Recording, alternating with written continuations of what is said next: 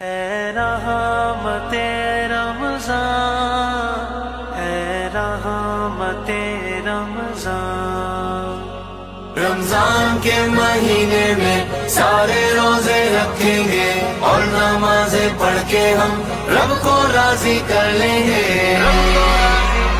آ گیا ماہ رمضان ہے، آ گیا رب کا مہمان ہے۔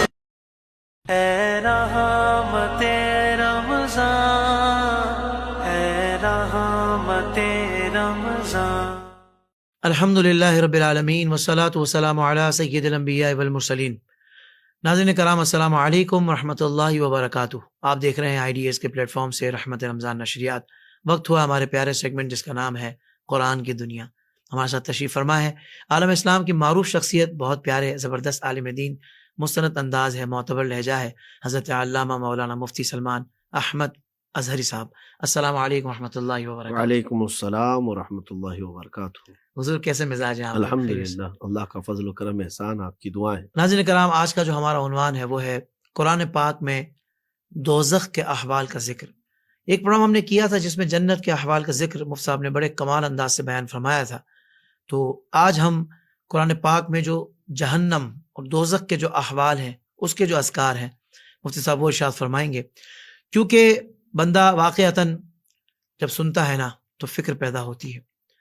وہ کہتے ہیں کہ اپنی موت کو بھی یاد کرتے رہنا چاہیے، اور یہ جو دوزخ اور جہنم اور یہ جو روز جزا ہے اس کو بھی یاد کرنا چاہیے، تاکہ بندے کو یہ فکر لگی رہے کہ بھائی میں صحیح سمت جا رہا ہوں کہ نہیں، میری دنیا ایسی تو نہیں جو میری آخرت کو برباد کر دے گی، میری زندگی ایسے تو نہیں گزر رہی جس میں رب اور رسول ناراض ہیں اور کہیں میرا ٹھکانہ جہنم نہ ہو جائے، میری گفتگو کا انداز وہ تو نہیں ہے کہ میرے منہ سے کفریہ جملے نکل رہے ہوں، میں ایسے گانے سن رہا ہوں کہ جس میں کفریات بکے جا رہے ہیں اور میں اس پہ خوش ہو رہا ہوں اور میرا ایمان تباہ ہو جائے۔ ناظرین کرام، یہ فکر پیدا کرنے کے لیے بھی علماء کرام کی صحبت اور ان سے قرآن پاک کی روشنی میں دین کی باتیں سیکھنا انتہائی اہم اور ضروری ہے۔ مفتی صاحب تشریف فرما ہے۔ مفتی صاحب، میں چاہوں گا کہ آغاز یہاں سے فرمائیے گا کہ آپ نے ضمناً اس وقت یہ بتا دیا تھا کہ جنت اور دوزخ کیا ہے۔ اب میں چاہوں گا کہ دوزخ کے کچھ احوال جو قرآن پاک میں آئے ہیں اس بارے میں کچھ ارشاد فرما دیں۔ الحمدللہ وکفا وسلام علی حبیبہ المصطفی، اما بعد فاعوذ باللہ من الشیطان الرجیم، بسم اللہ الرحمن الرحیم۔ اللہم صل علی سیدنا محمد وآلہ وصحبہ وبارک وسلم صلاۃ دائمۃ سرمدا ابدا۔ ہم نے اس سے قبل جنت کا ذکر بھی کیا ہے، اس کے احوال کا بیان بھی کیا، اور جہنم کا بھی تذکرہ ضمناً کر دیا تھا۔ تو جہنم جو ہے اللہ تبارک و تعالیٰ کی طرف سے نافرمان بندوں کو دی جانے والی سزا کا محل ہے، ایک گھر ہے، مکان ہے۔ لیکن گھر، محل، مکان کے لفظ سے کسی کے ذہن میں یہ تصور نہ آ جائے کہ جیسے دنیا کا گھر ہے، نہیں۔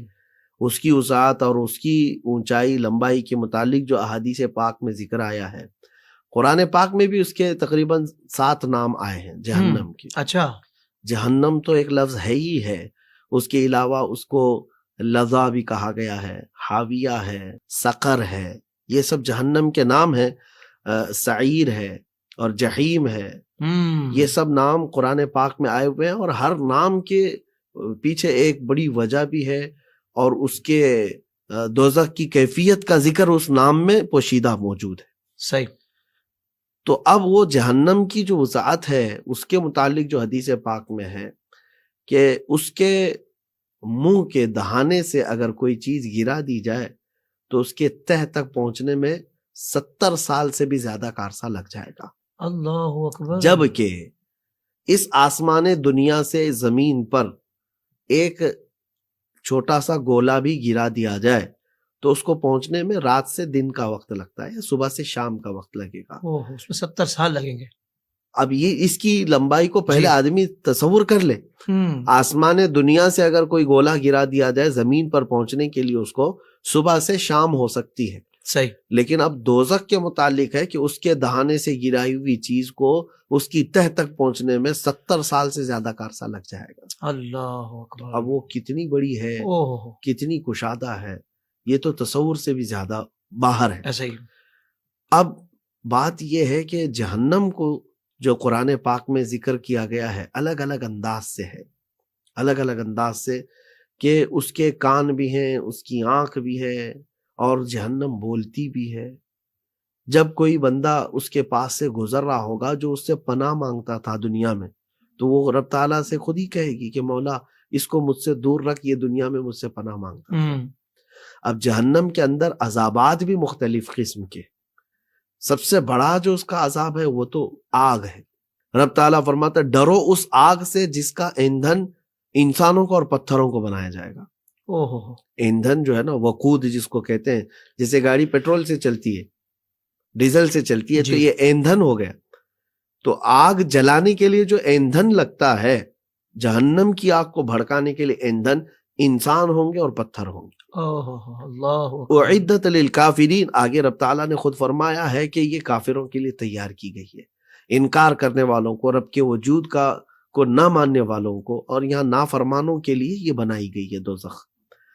اب آپ کو میں یہ بات بھی بتاتا ہوں آگے چل کر کے کہ جہنم کی جو ہولناکیاں ہیں، اس کے عذابات ہیں، وہ بیان سے باہر ہیں۔ اللہ وہاں کے متعلق یہ فرمایا گیا ہے کہ جہنمی جو وہاں پر موجود ہوں گے، ان کو جو عذاب دینے کے لیے سانپوں کا، بچھوؤں کا جو عذاب ہے وہ ہلکا پھلکا نہیں ہے۔ ایک سانپ اگر ڈس لے تو اس کا درد اس کو 1000 سال تک ہوگا، 1000 سال تک ہوگا۔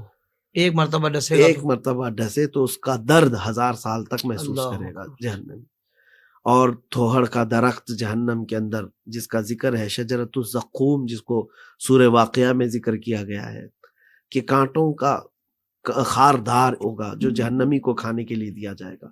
مائع حمیم ہے جس کا ذکر ہے، پینے کے لیے جو پانی دیا جائے گا کھولا کر کے وہ دیا جائے گا، اور وہ ایسا ہوگا کہ وہ تھوہڑ جو کانٹوں دار درخت اور اس کا جو پھل کھانے کے لیے دیا جائے گا، جہنمی بھوک کی وجہ سے بلبلا رہے ہوں گے، اور کھانے کے لیے صرف ان کے پاس یہ ہوگا، پھر بھی وہ کھائیں گے، ان کے کانٹے سب پورے اس کے حلق سے باہر نکل آئیں گے، وہ اندر نہیں جا رہا ہوگا۔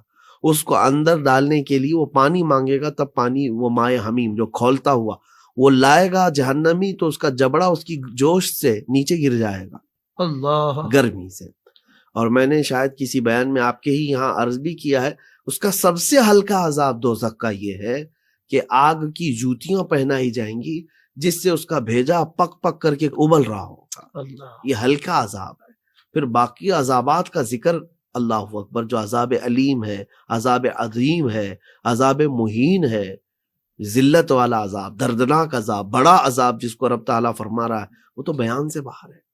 اللہ جہنم جو ہے یہ ایک بہت ہی وسیع و عریض، اچھا قیامت کے دن اس کو جس انداز سے لایا جا رہا ہوگا، اللہ اکبر، اس کی کیفیت تو ایسی ہے کہ جہنم اس دن پورے جوش میں ہوگا، بہت جوش میں، اور اس کے جو نکیل جس میں اس کو باندھ کر کے لایا جا رہا ہوگا، جس کو کہتے ہیں زنجیر، اس کے 70,000 زنجیریں ہوں گی، اچھا، اور ہر زنجیر کے اوپر 70,000 فرشتے اس کو کھینچ کر کے لا رہے ہوں گے۔ اللہ تو آپ اندازہ کریں جب جہنم کو اور لایا جا رہا ہوگا قیامت کے دن، ان فرشتوں سے بھی وہ اپنے آپ کو چھڑا کر کے اچھل کود کرنے کی کوشش کر رہی ہوگی، کسی لیے بھاگنے کے لیے نہیں، بلکہ وہ بھوک بھوک کہہ کر کے لوگوں کو طلب کر رہی ہوگی کہ مولا تیرے نافرمانوں کو جلدی میرے اندر ڈال دے۔ اللہ اکبر۔ اور پھر جب دوزخیوں کو اس میں جھونکا جا رہا ہوگا، نافرمانوں کو ڈالا جا رہا ہوگا، تو جہنم کی کیفیت کیا ہے؟ رب تعالیٰ اس سے پوچھے گا حلم تلاتی، کہ بھر گئی اب تو جہنم کہے گی وتقول حل من مزید، اور زیادہ ہے تو ڈال دے، اور زیادہ ہے تو ڈال دے۔ یہ جہنم ہے۔ اللہ اکبر کبیرہ۔ مفتی صاحب، ظاہر بات ہے کہ ہم سب دعا کرتے ہیں اللہ تعالیٰ ہمیں جہنم سے محفوظ رکھے اور خاتمہ بالخیر عطا فرمائے۔ لیکن دعا کی بات آپ نے کیا ہے تو میں دعا بھی بتا دیتا ہوں۔ سبحان اللہ۔ مشہور تابعی ہیں، وہ دعا کیا کرتے تھے؟ ہم نے جنتوں کے احوال بیان کیے اور وہاں کی نعمتیں بیان کی، طلب تو آپ کو بھی ہے، ہمیں بھی ہے، سب کو بھی ہے۔ جہنم کے ذکر کیے تو ڈر ہم کو بھی آپ کو بھی ہے، ایسے ہی۔ لیکن اب دعا کیسے کرنی چاہیے؟ کیا پیاری دعا کی ہے اس بزرگ نے. میں اکثر یہ اپنی محفلوں میں یا ذکر کے بعد یہ دعا کرتا ہوں، الہی لست للفردوس اہلا، اے مولا میں تیری جنت میں جانے کا اہل تو نہیں ہوں. میں مانگ تو رہا ہوں جنت، لیکن اس میں اندر جانے کا اہل تو نہیں ہوں. ہائے ہائے ہائے. لیکن آگے کا جملہ سنیں، وہ کہتے ہیں لیکن مولا تیری دوزخ کا عذاب سہنے کے قابل بھی نہیں ہوں. او ہو. ایسا دردناک عذاب ہے کہ میں اٹھا بھی نہیں سکوں گا. جی. اب پھر بچا کیا ہے؟ بس تیرا فضل اور تیرے جود و سخا.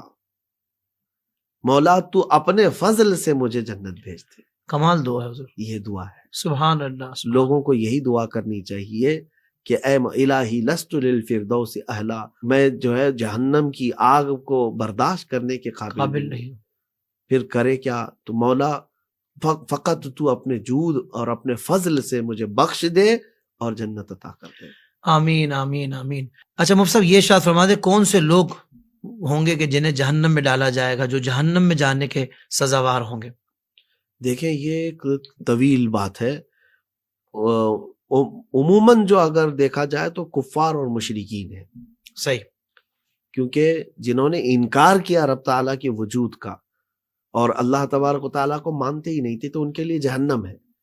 اب وہ جہنم جو ہے اس میں جائیں گے کفار و مشرکین عمومی طور پر، اور اس کے بعد جو کچھ نافرمان ہیں ان کے لیے بھی دوزخ ہے. ایمان پر خاتمہ ہوا ہوگا لیکن جیسے کچھ بد عملی آئی ہے تو اس پر بھی جہنم ہے، اور کئی اس کی وعیدیں احادیث میں ملتی ہیں. قرآن میں خود سورہ مدثر میں ہے. یہ بھی بڑی سننے کے لائق ہے آپ سب کے لیے. یتساءلون عن المجرمین ما سلککم فی سقر، پوچھ رہے ہوں گے کہ سقر نے تم کو کیوں پکڑ لیا ہے، جہنم میں تم کیوں آ گئے؟ جی. جواب سنو. اکثر جہنمیوں کا جواب ہوگا لم نکو من المصلین، ہم نماز نہیں پڑھتے تھے. اللہ اکبر. اکثر جہنمی یہ کہیں گے. یہ میں کفار و مشرکین کی بات نہیں کر رہا ہوں. کفار و مشرکین تو دردناک عذاب میں گرفتار ہو چکے، لیکن یہاں مومنین جو دنیا سے گئے ان میں سے سب سے زیادہ جو جہنمی ہوں گے وہ یہ کہیں گے لم نکو من المصلین، ہم نماز نہیں پڑھتے تھے. آگے کہیں گے وَلَمْ نَكُ نُطْعِمُ الْمِسْكِينَ، ہم مسکینوں کو کھانا نہیں کھلاتے تھے. اللہ اکبر. یہ آیات ہیں یہاں پر سورہ مدثر میں، لیکن اندازہ کیجئے آپ کہ نماز نہ پڑھنے والے اکثر جہنم میں جائیں گے، اکثر جہنم میں جائیں گے. اس لیے جن لوگوں نے، جن نوجوانوں نے نماز کو ہلکے میں لیا ہے، میں بار بار ریکویسٹ کرتا ہوں اتنا آسان نہ سمجھو. رب تبارک و تعالیٰ تمہیں کون سی نعمت نہیں دیا ہے؟ ساری نعمتیں تمہیں دنیا میں دی گئی ہیں، اور کل نمازیں تم سے کتنی پڑھوائی جا رہی ہیں؟ 5 وقت کی.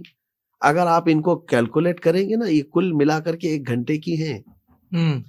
فجر کی، ظہر کی، عصر کی، مغرب کی، عشاء کی جو ان میں ٹائم لگتا ہے، وہ ٹائم کو آپ کیلکولیٹ کریں گے تو 1 گھنٹہ یا 1.5 گھنٹہ، اس سے زیادہ نہیں. باقی تمہاری زندگی کے ہر دن 23 گھنٹے تمہارے پاس ہیں. اللہ، کیا اپنے رب ذوالجلال کے لیے اپنے دن کا 1 گھنٹہ تم اللہ کے لیے نہیں دے سکتے؟ وہ ایک سجدہ جسے تو گراں سمجھتا ہے 1000 سجدوں سے دیتا ہے آدمی کو نجات. اللہ، تمہیں معلوم ہے در در کی ٹھوکریں کھاتے ہو. حیرت ہوتی. حافظ صاحب کبھی میں ایک مرتبہ دیکھا ایک نوجوان، میں فجر کی نماز پڑھانے کے لیے جا رہا تھا. اس وقت ٹھنڈیوں کی راتیں بھی تھی، اور صبح اٹھ کر کے فجر میں جانا اپنے آپ میں ایک چیلنج ہوتا ہے. لیکن اس وقت 5 یا 5:30 بجے کی قریب کچھ نماز کا وقت تھا. نوجوان کو دیکھا پسینے میں شرابور ہے، ٹھنڈیوں کے دن ہے، اور دوڑے دوڑے گھر کی طرف جا رہا تھا. میں نے پوچھا کہاں سے؟ کہا جیم کر کے آ رہا ہوں. یعنی صبح صبح ٹھنڈیوں کے وقت جو ہے جیم کر کے آیا، لیکن بعد میں پتا چلا کہ وہ نماز میں بھی نہیں آیا.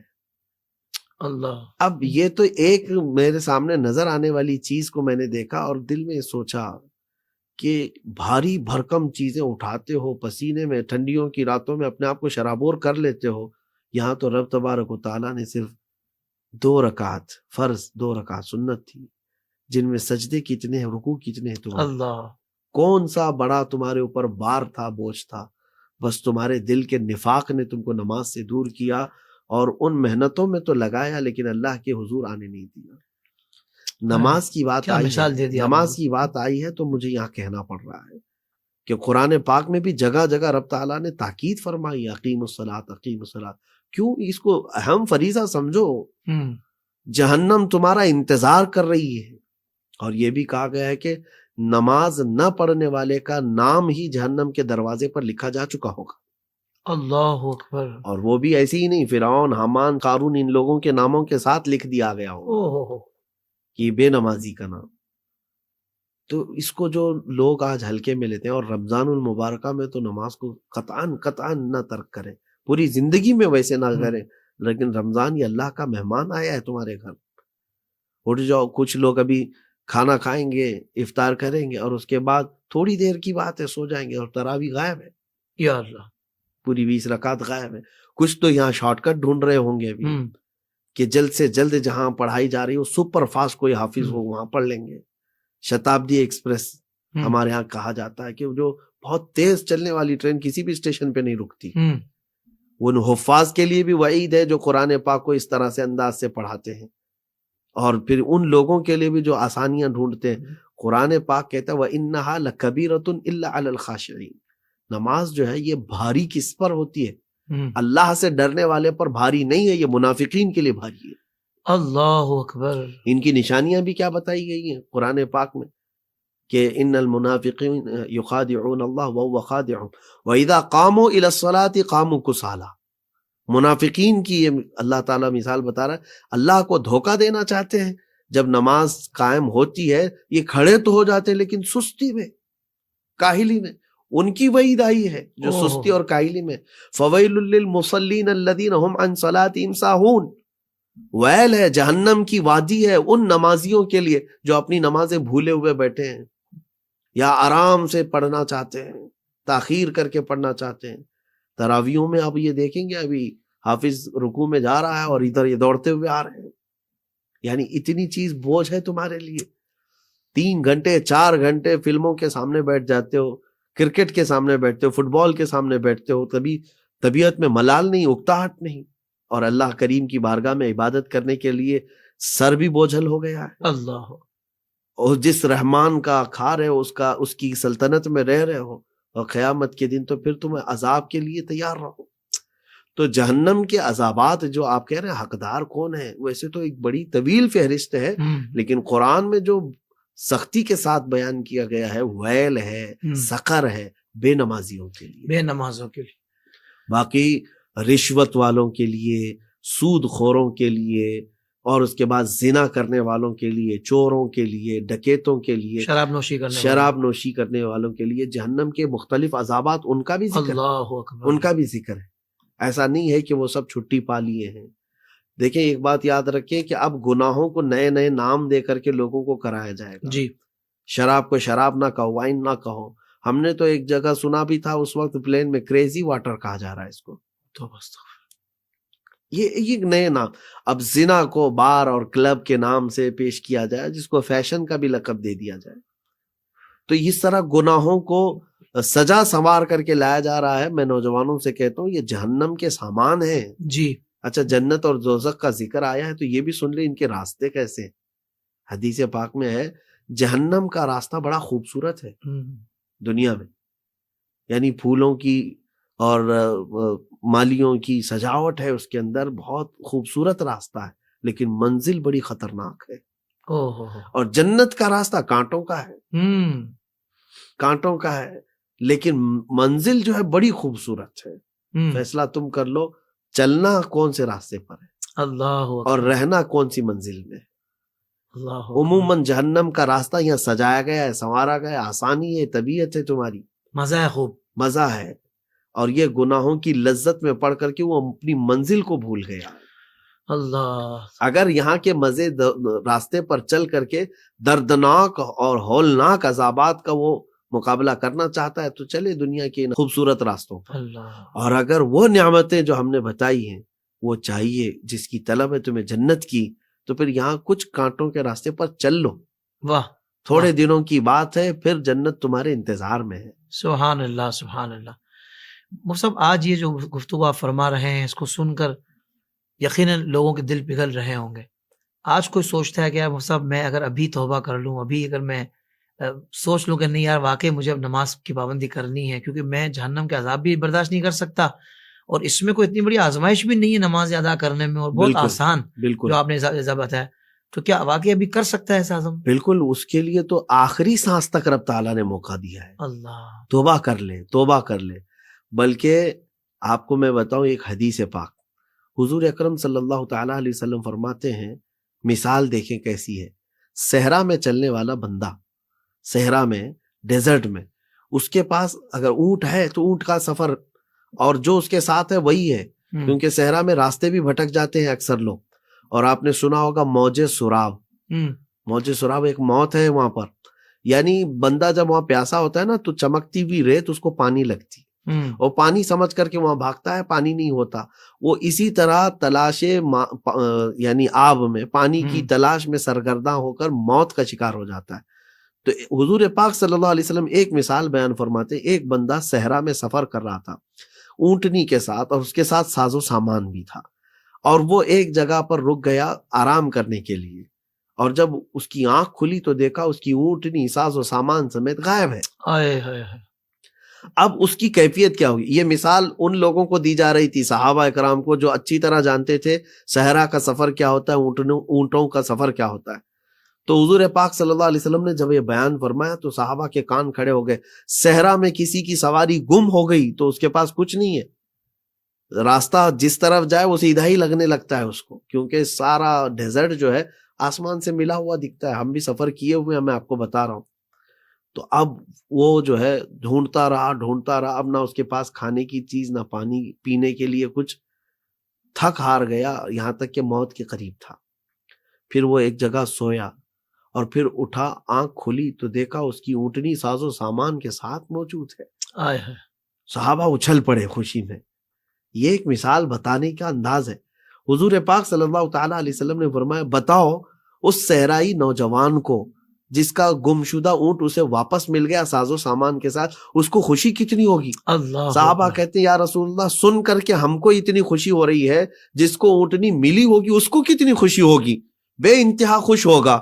تو رسول پاک صلی اللہ تعالیٰ علیہ وسلم فرماتے ہیں، سنو، اس سے کئی زیادہ خوشی رب تبارک و تعالیٰ کو اس بندے سے ہوتی ہے جو اپنے گناہوں سے توبہ کر کے آ جاتا ہے۔ سبحان اللہ، سبحان اللہ، سبحان اللہ۔ مطلب یہ شرط فرمائیے گا کہ جن لوگوں کو جہنم میں ڈالا جائے گا تو کیا وہ ہمیشہ جہنم میں رہیں گے؟ اتنا عذاب برداشت کر رہے ہیں، کوئی اینڈ ہوگا ان عذابات کا یا وہ ہمیشہ رہیں گے؟ جی، قرآن پاک میں جو آیا ہے، اولئک اصحاب النار هم فیہا خالدون، یعنی وہ جہنمی ہیں اور اس میں ہمیشہ ہمیش رہیں گے۔ خلود فی النار کا جو ذکر آیا ہے قرآن پاک میں، اس سے مراد جو ہے وہ کفار و مشرکین ہیں، ٹھیک ہے، جنہوں نے کفر کیا، شرک کیا، وہ ہمیشہ ہمیش دوزخ میں رہیں گے، اللہ، ان کے نکلنے کا کوئی وہ سوال نہیں ہے، کیونکہ اللہ کا وعدہ ہے، اور اللہ تبارک و تعالیٰ اپنے وعدے کو پورا فرماتا ہے۔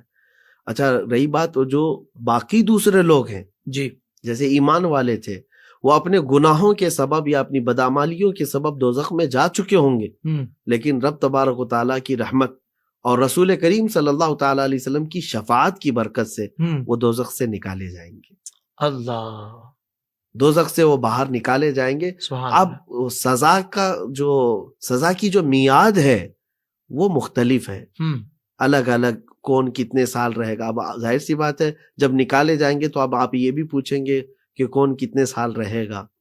اس میں مختصر میں بتا دوں، بعض روایات میں ہے، جیسے روزہ ترک کرنے والے، اول تو نماز ہے، پھر روزے کا درجہ ہے، نماز ترک کرنے والے جہنمیوں کا تو میں نے ذکر کیا، روزہ اب چونکہ رمضان المبارکہ ہے، ایک روزہ جان بوجھ کر کے ترک کرنے والا 900 سال تک رہے گا دوزخ میں۔ اللہ اکبر۔ اب آپ اندازہ کریں، یہ میعاد ہے، یہ اسے کمپلیٹ کر کے پھر نکالا جائے گا۔ اگر باقی رب تبارک و تعالیٰ کے فضل پر منحصر ہے، وہ جس بندے کو چاہے دوزخ سے نکالے، لیکن اتنی بات ہے کہ میرے آقا صلی اللہ تعالیٰ علیہ وسلم نے فرمایا ہے کہ جس کے سینے میں رائی کے دانے کے برابر بھی ایمان ہوگا، میں اس کو دوزخ سے نکالوں گا۔ اچھا، لگے ہاتھوں عقیدہ بھی بیان ہو جائے۔ کیا بات ہے مفتی صاحب، واہ! ایمان کیا ہے؟ یہ دکھنے والی چیز تو ہے نہیں، بالکل، یہ رائی کے دانے کے برابر ہے کہ پہاڑ کے برابر ہے کہ سیب کے دانے کے برابر، یہ تو مخفی شے ہے. ایمان جو ہے کیفیت کا نام ہے. صحیح. اب حضور صلی اللہ تعالیٰ علیہ وسلم فرما رہے ہیں رائے کے دانے کے برابر بھی جس کے سینے میں ایمان ہے، تو یعنی رسول پاک صلی اللہ تعالیٰ علیہ وسلم کی نگاہوں سے ایمان کی کیفیت بھی چھپی ہوئی نہیں ہے. کیا کہنے، واہ واہ واہ، سبحان اللہ سبحان اللہ. ایمان کی کیفیت چھپی ہوئی نہیں ہے، وہ دیکھ رہے ہیں کس کے ہاں کتنا ایمان ہے، تبھی تو حضور فرماتے ہیں کہ اس کو نکالا جائے گا. واہ واہ واہ واہ واہ. اور رسول پاک صلی اللہ تعالیٰ علیہ وسلم کا کرم ہی ہے وہاں پر جو ہم گنہگاروں کے کام آئے گا. سبحان اللہ. اور سبحان اللہ اللہ. تبارک و تعالیٰ حضور پاک صلی اللہ علیہ وسلم کی سفارش کو رد نہیں فرمائے گا. سبحان اللہ سبحان اللہ. مفتی صاحب تو یہ بھی بتا دینا ساتھ کہ جہنم میں جانے سے بچنے کے لیے حضرت کون سے اعمال اختیار کیا جائے جس کی وجہ سے بندہ جہنم میں جانے سے بچ جائے؟ تقوی سب سے پہلی چیز ہے، تقوی، خشیت الہی. کیونکہ قرآن کہتا ہے وَأَمَّا مَنْ خَافَ مَقَامَ رَبِّهِ وَنَهَى النَّفْسَ عَنِ الْهَوَىٰ فَإِنَّ الْجَنَّةَ هِيَ الْمَأْوَىٰ. جو اپنے نفسانی خواہشات کے خلاف کھڑا ہوا اپنے رب سے ڈر کر کے، اللہ، خشیت الہی، خوف، تو اللہ تعالیٰ فرماتا پھر تو جنت ہی اس کا ٹھکانہ ہے. یعنی دوزخ سے بچانے والا جو سب سے بڑا عمل ہے نا وہ خشیت ربانی ہے، اللہ تبارک و تعالیٰ کا خوف. اور یہ ایک حدیث میں یہ بھی ملتا ہے کہ قیامت کے دن جہنم آگ کے شعلے اگلتی ہوئی تیزی سے آ رہی ہوگی امت مصطفیٰ کی طرف، اور یہ امتی جو ہے اپنے اپنے اعمال پیش کر رہے ہوں گے کہ ہم زکوٰۃ دیتے تھے، ہم صدقات دیتے تھے، ہم حاجی ہیں، فلاں عمرہ کیے ہوئے ہیں، فلاں نمازی ہیں. جہنم کی آگ بڑھتی جا رہی ہوگی، بڑھتی جا رہی ہوگی. رسول پاک صلی اللہ تعالیٰ علیہ وسلم کے دست مبارکہ میں پانی کا ایک پیالہ لے کر جبرائیل امین آئیں گے اور فرمائیں گے اس کو اس پر چھڑک دیں، یہ نکل جائے گی. تو آپ صلی اللہ تعالیٰ علیہ وسلم اس پانی کو آگ کے اوپر جیسے ہی چھڑکتے ہیں وہ آگ دور چلی جاتی، جو دوزخ کی بھڑکتے ہوئے جو شعلے تھے وہ ٹھنڈے ہو گئے. حضور پاک صلی اللہ علیہ وسلم فرماتے ہیں کون سا پانی ہے؟ جبرائیل امین عرض کرتے ہیں یا رسول اللہ صلی اللہ علیہ وسلم آپ کے ان امتیوں کے آنسوؤں کا پانی ہے جو رب سے ڈر کر کے رویا کرتے تھے. اللہ اکبر. کبھی رات کو تنہائی میں بیٹھ کر کے اپنے آنکھوں سے آنسو بہایا کرتے تھے، تو رب تبارک و تعالیٰ کی بارگاہ میں ان کے آنسو اتنے قیمتی ہیں کہ یہ جہنم کی آگ کو بھی بجھانے کے لیے کافی ہے. سبحان اللہ. تو آج احتساب کی ضرورت ہے. حافظ صاحب رمضان المبارکہ گزر رہا ہے، کچھ تو ہمارے وہ لوگ ہیں جو اس مہینے کو بھی انٹرٹینمنٹ کا مہینہ بنا کر رکھے ہوئے ہیں، بازار سجے ہوئے ہیں، گلیوں میں دھوم دھام ہے، کچھ تو رات بھر جو ہے وہ کیرم کھیل رہے ہیں. رمضان المبارکہ میں کئی لوگ جو ہے کرکٹ کی فیلڈ سجا رہے ہیں. نعوذ باللہ العیاذ باللہ. مجھے اس بات کا افسوس ہوتا ہے کہ رب تبارک و تعالیٰ کی رحمت ان کے گھر آئی ہے اور اس کو یہ پیٹ پیچھے پھینک کر کے دنیا کے لہو و لعب میں جا رہے ہیں. اللہ اکبر. یہ رمضان کا مہینہ ہے گڑ گڑانے کا مہینہ. آنسوؤں کی خیرات، آنسوؤں کی بہتات ہو، اور جس کا دل نرم ہوتا ہے وہ اس کے آنسو نکلتے ہیں. خشیت جو ہے اللہ تبارک و تعالیٰ کے دربار میں خوف اور یہ جو تقوی ہے وہ جہنم سے بچانے کے لیے کافی ہے. سبحان اللہ سبحان اللہ. بہت کمال گفتگو فرمائی علامہ صاحب آپ نے، اور یقیناً آج کا پروگرام بھی بہت سارے لوگوں کی زندگی میں مثبت تبدیلی لانے کا سبب بنے گا. اللہ تعالیٰ میرا حال بھی اچھا فرما دے، ہمارے جتنے قریب عزیز و قارب ہیں، بلکہ حضور کی ساری امت پر ایسا کرم ہو جائے کہ سب کا یہ شعور بیدار ہو جائے کہ آخرت کی تیاری کرنی ہے، رب رسول کو راضی کرنا ہے، جنت میں جانے کی تمنا ہے تو دوزخ سے بچنے کی تمنا بھی ہے، تو اعمال بھی ایسے اختیار کیے جائیں کہ جس سے یہ سفر آسان ہو جائے. مفتی صاحب آپ کا بہت دل سے شکریہ. اور میں بھی آپ کا شکر گزار ہوں، اس لیے بھی آپ کے پروگرام میں اٹینڈ ہوا اور آپ نے کہا کہ رمضان المبارکہ میں یہ سیریز چلانی ہے. جی میرے دل میں ایک تمنا یہی تھی کہ ان نوجوانوں کو ہم دیکھتے ہیں جو بازاروں کی زینت بن جاتے ہیں، جی ان کے پاس اگر وقت گزارنے کے لیے کوئی چیز نہ ہو تو کم از کم وہ ان پروگراموں کو دیکھتے رہیں گے. واہ واہ واہ. یہ گفتگو سنیں گے، جنت کے احوال، جہنم کے تذکرے، قرآن پاک کی معلومات. اسی غرض سے میں بھی آپ کے اس پروگرام میں وقت دینے کے لیے تیار ہوا، جبکہ طبیعت ساتھ نہیں تھی، لیکن میرا مقصد صرف یہ ہے کہ ان بے حیائیوں سے بچ کر کے ان پروگراموں کو دیکھیں گے تو ان کا وقت جو ہے اچھے کام میں بھی صرف ہو رہا ہوگا، اور اگر اثر کر گئی تو انشاءاللہ دنیا بھی تمہاری ہے، عقبہ بھی تمہاری ہے. سبحان اللہ سبحان اللہ. اور مفتی صاحب میں بھی یہ کہوں گا کہ واقعتاً مطلب ان باتوں سے اگر کسی کی زندگی سدھر جاتی ہے تو کتنا بڑا صدقہ جاریہ ہوگا. ویسے تو آپ عالم دین ہیں، آپ اپنا منصبی فرض ادا کر رہے ہیں جو اللہ تعالیٰ نے آپ کو عطا فرمایا ہے، مگر طبیعت کی ناسازی کے باوجود بھی آپ پیغام دین کو الحمدللہ لوگوں تک پہنچا رہے ہیں، تو میں سمجھتا ہوں کہ یہ یقیناً اللہ اس کے رسول کا ہم پر کرم ہے کہ الحمدللہ یہ آج نشست سجالی ہے اور ان مبارک لمحات میں یہ ذکر ہم کر رہے ہیں، سن رہے ہیں۔ اللہ تبارک و تعالیٰ اسے اپنی بارگاہ میں قبول فرما لے اور یہ پروگرام اور یہ نشستیں ہمارے لیے بے حساب بخشش کا سامان بن جائیں، خاتمہ بالخیر کا سبب بن جائے۔